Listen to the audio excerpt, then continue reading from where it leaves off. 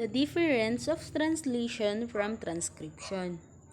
Translation. What is the meaning of translation? Translation is the process in which ribosomes in the cytoplasm or endoplasmic reticulum synthesize proteins after the process of transcription of DNA to RNA in the cell's nucleus. Translation is the process of translating the sequence of a messenger RNA molecule to a sequence of amino acids during protein synthesis. The genetic code describes the relationship between the sequence of base pairs in a gene and the corresponding amino acid sequence that it encodes. Translation of an mRNA molecule by the ribosome occurs in 3 stages, and these are initiation, elongation, and termination. Initiation of translation. During initiation, the small ribosomal subunit binds to the start of the mRNA sequence. Then a transfer RNA molecule carrying the amino acid methionine binds to what is called the start codon of the mRNA sequence. The start codon in all mRNA molecule has the sequence encodes of methionine. Second is the elongation translation. Elongation is simply the ribosome traveling down the message, reading codons and bringing in the proper amino acid tRNAs to translate the message out to protein. During the elongation stage, the ribosome continues to translate each codon in turn. Each corresponding amino acid is added to the growing chain and linked a band called the peptide band. Elongation continues until all of the codons are read. Lastly is the termination. Termination happens when a stop codon is in the mRNA enters the E site. Stop codons are recognized by proteins called release factors, which fit neatly into the P site.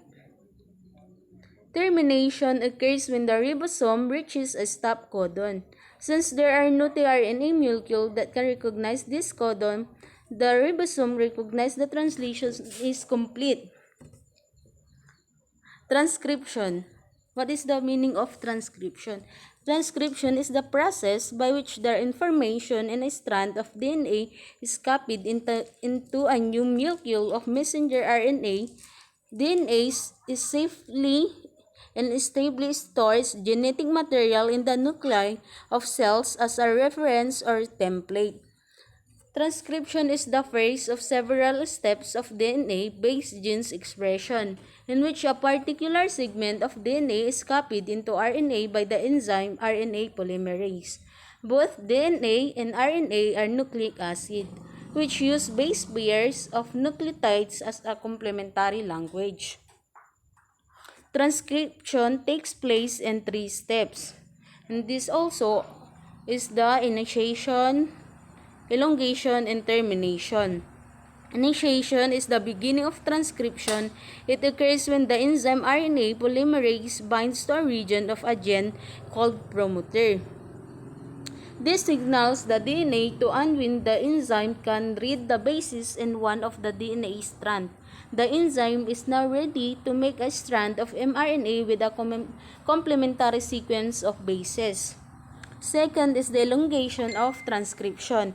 It's the stage when the RNA strands gets longer thanks to the addition of new nucleotides. Elongation is the addition of nucleotides to the mRNA strand. RNA polymerase read the unwound DNA strand and builds the mRNA molecules using complementary base pairs. Termination of transcription. The process of ending transcription is called termination, and it helps once the polymerase transcribe a sequence of DNA known as a terminator.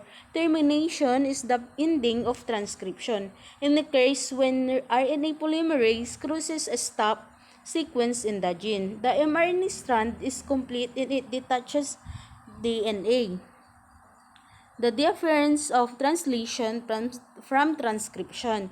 The translation is the process of protein synthesis where the information on RNA expressed in the form of polypeptide chains.